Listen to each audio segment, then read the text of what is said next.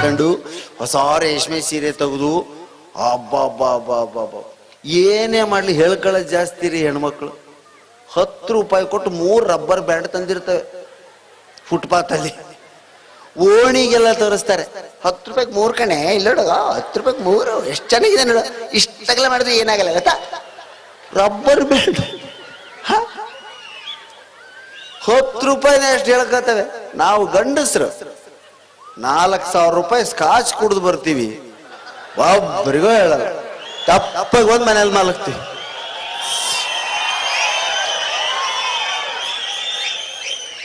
ಇಷ್ಟು ಜನ ಕುಡಿತಾರೆ ಅಂತ ಖಾತ್ರಿ ಆಯ್ತು ಬರ್ಕದ. ಸುಮ್ನೆ ಯಾಕ್ರೆ ಚಪ್ಪಲಿ ಹೊಡಿತೀರಿ? ಈಗ ಹೇಳಿದ್ದೀನಿ ಸರಳರು ನಾವು ಹೇಳ್ಕೊಳ್ಳಲ್ಲ ಅಂತ, ನೀವು ಹೇಳ್ಕೊಂಡ್ಬಿಟ್ರಿ. ಹೌದಾ?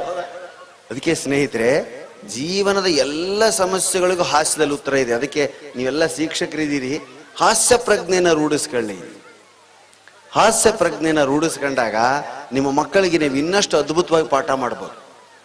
ಬರೀ ಸಿದ್ಧಾಂತಗಳನ್ನೇ, ಬರೀ ಪ್ರಮೇಯಗಳನ್ನೇ, ಬರೀ ವ್ಯಾಕರಣ ಹೇಳೋದಕ್ಕಿಂತ ಪರಮಶಾಸ್ತ್ರಕ್ಕಿಂ ಸರಿ ಉದಾಹರಣೆ, ಒಂದು ಎಕ್ಸಾಂಪಲ್ ಕೊಡೋದನ್ನು ಕಲ್ತ್ಕೊಳ್ಳಿ. ಆ ಎಕ್ಸಾಂಪಲ್ ನೀವು ಕೊಡ್ಬೇಕಾದ್ರೆ ನೀವು ಸಾಹಿತ್ಯ ಅಧ್ಯಯನ ಮಾಡಬೇಕು.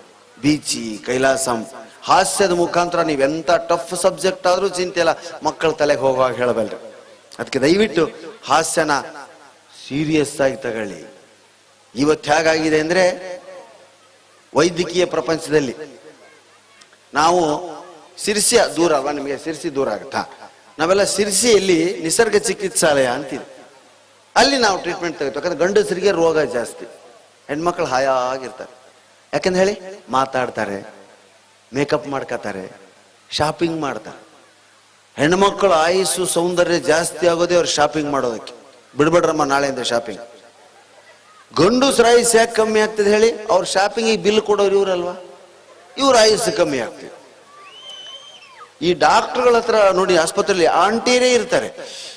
ಏನು ಆಂಟಿ ಆಸ್ಪತ್ರೆಯಲ್ಲಿ ಇಲ್ಲ, ನನಗಲ್ಲ ಇವರಿಗೆ. ಹಿಂದಗಡೆ ಹಿಂಗೆ ಕೂತಿದ್ದ ಅನ್ಕಡೆ.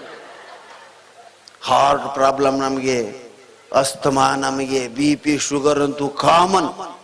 ಹೆಣ್ಮಕ್ಳೇ ನಕ್ರೆ ಮುಗಿತವ್ರು, BP ಇಳದೇ ಹೋಗ್ತವೆ, ಓಡಾಡ್ತವೆ. ಯಾಕೆ? ಹೆಣ್ಣು ಮಕ್ಕಳ ಮುಂದೆ ಗುರಿ ಇದೆ. ಮಕ್ಕಳನ್ನ ಬೆಳೆಸ್ಬೇಕು, ಮಕ್ಕಳನ್ನ ಓದಿಸ್ಬೇಕು. ಗಂಡಸಿಗೆ ಗುರಿ ಇಲ್ಲ, ಹವ್ಯಾಸಗಳಿಲ್ಲ, ಏಜೆ ಹೇಳಲ್ಲ ಹೆಣ್ಮಕ್ಳು. ಕೇಳಿದ್ದೀರಾ?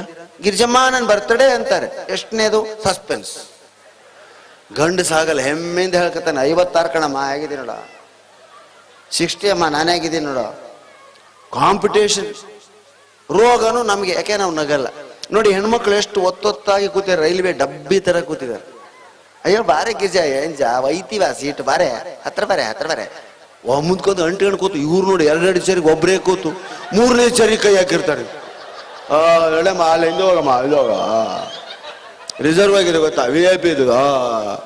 ಅವ್ರು VIP ನೋಡಲ್ಲ, PIP ನೋಡಲ್ಲ. ಅಯ್ಯ ಬಾರೆ ಯಾಕೆ ಹೇಳಿ? ವಿಷಯ ಬೇಕು ಅವ್ರಿಗೆ. ಪಕ್ಕದಲ್ಲಿ ಕೂರ್ಸೋರು ಸುಮ್ಮನೆ ಕೂರ್ತಾರ? ಸೀರೆ ಯಾವತ್ತು ತಗೊಂಡಿದ್ದು?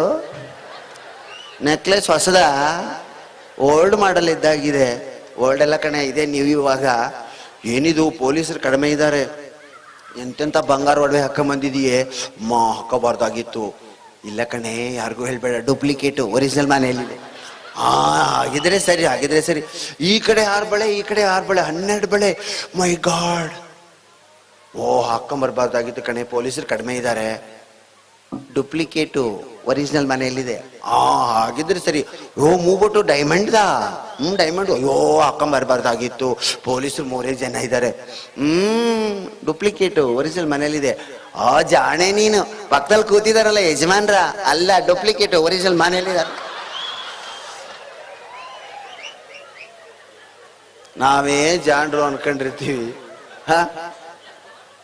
ಅದಕ್ಕೆ ಸ್ನೇಹಿತರೆ, ಜೀವನ ಶುರುವಾಗೋದೇ ಮನೆಯಲ್ಲಿ ಹಾಸ್ಯದಿಂದ. ಮನೆಯಲ್ಲಿ ನಗನಗ್ತಾ ಇರಿ. ಗಂಡ ಹೆಂಡತಿ ಇಬ್ರು ನಗನಗ್ತಾ ಇದ್ರೆ ಮಕ್ಕಳು ನಗ್ತವೆ, ನಾವು ನಗಲ್ಲ. ಮನೇಲಿ ಬುರ್ರ ಅಂತಿರ್ತೀವಿ. ಇಲ್ಲೂ ಕೆಲವ್ರು ಹೆಂಡತಿರು ಬಂದಿರ್ತಾರೆ, ಅವ್ರು ನನ್ನ ನೋಡ್ತಿರಲ್ಲ, ಗಂಡ ನಗ್ತಾನೆಲ್ಲ ನೋಡ್ತಿರ್ತಾರೆ. ಹಿಂಗ ಇವನು ಅಷ್ಟೇ, ಹೆಂಡತಿ ನಗ್ತಾಳೋ ಇಲ್ಲೋ ಯಾವ ಜೋಕಾದ್ರು. ಇನ್ ಕೆಲವ್ರು ಪಾಪ ಗಂಡಸಿ ಎಂತ ತ್ಯಾಗ ಜೀವಿ ಅಂದ್ರೆ, ಹೆಂಡತಿಗೆ ಸೀಟ್ ಮಾಡಿಕೊಟ್ಟು ತಾನೆಲ್ಲೋ ನಿಂತಿರ್ತದೆ ಪಾಪ. ಒಂದೇ ಸೀಟ್ ಕೂತ್ಕೊಂಡು, ನೀನು ಮನೆಯವರೆಲ್ಲ ಕೂತ್ಕೊಂಡೆ, ಹೊರಗಿನವ್ರು ಯಾರು ಕೂತಾರೆ, ಕೂತ ಅವ್ನು ಕೂಡ್ಸಿ ಅಲ್ಲಿ ನಿಂತಿರ್ತಾನೆ. ಇವಳು ನಗ್ತಾ ಯಾಕೋ ಅವನ ಕಡೆ ನೋಡ್ಬಿಟ್ರೆ ಸಾಕು, 10 ಗಂಟೆನೆ ಹೇಳ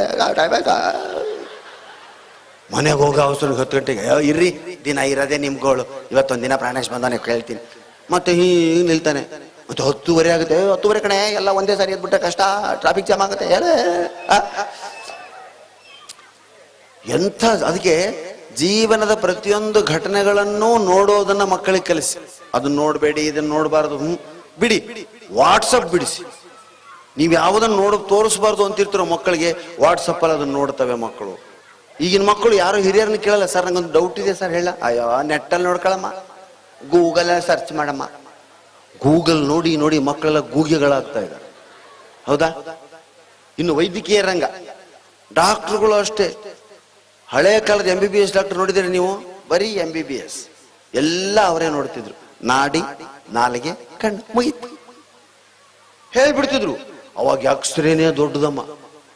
ಎಕ್ಸ್ರೇ ಬಂದಾಗ ನಾವೆಲ್ಲ ಅಯ್ಯೋ ಒಳಗಿಂದೆಲ್ಲ ತೆಗೀತದೆ ಅಂತ. ಅದು ಎಕ್ಸ್ರೇ ತೆಗಿಬೇಕಂದ್ರೆ ಗಾಬರಿ ಆಗೋನು. ಮೈ ಗಾಡ್, ಎಕ್ಸ್ರೇ ತೆಗಿತಾರಂತೆ, ಏನಾಗಿದೆಯೋ ಏನೋ, ಡಾಕ್ಟ್ರಿಗೆ ಗೊತ್ತೇ ಆಗಿಲ್ಲ, ಎಕ್ಸ್ರೇ ನೋಡ್ತಾರೆ ಅನ್ಸೋದು.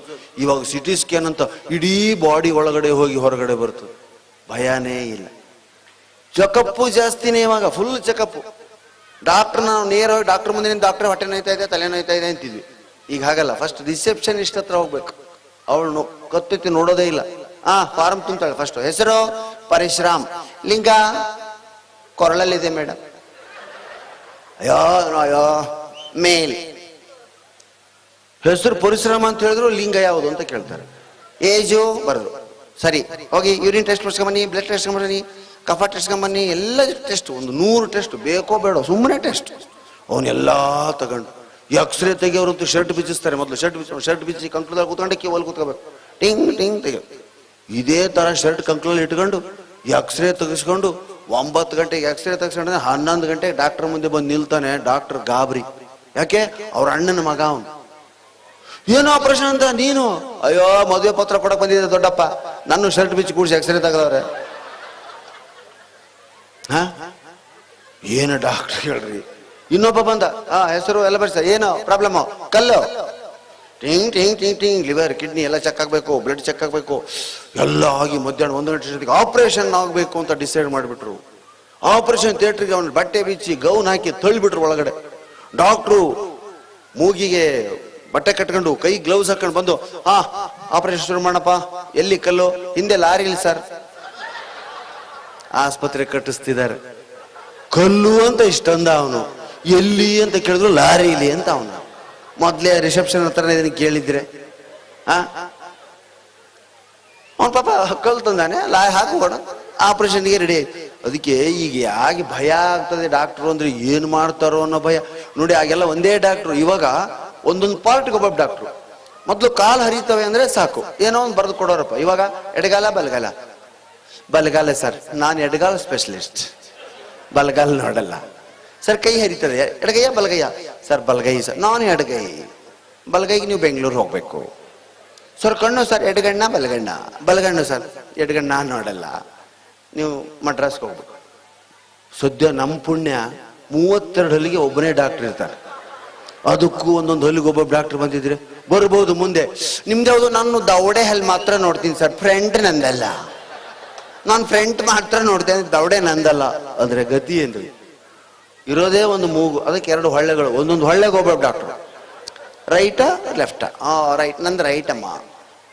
ಇಷ್ಟು ಸೂಕ್ಷ್ಮ ಆಗಿದೆ. ಅದಕ್ಕೆ ಸ್ನೇಹಿತರೆ, ನಿಸರ್ಗ ಚಿಕಿತ್ಸೆ ಅನ್ನೋದೇನಿದೆಯಲ್ಲ, ಅದು ಅದ್ಭುತ. ನಾವು ಸುಮ್ಮನೆ ಹಾರ್ಟ್, ಅಯ್ಯೋ ಯಾಕೋ ಹೊಡ್ಕೊಳತ್ತೀರಿ, ಏನೋ ಪೇನ್ ಆಗುತ್ತೆ. ರಾತ್ರಿ 1 ಗಂಟೆಗೆ ಹೇಳ್ತೀವಿ, ಏನೇ ಎದೆ ಯಾಕೋ ಚುಚ್ತಾ ಇದೆ, ನೋಯ್ತಾ ಇದೆ. ಅವಾಗ ಹೇಳ್ತಿ ಏನಂತಾಳೆ,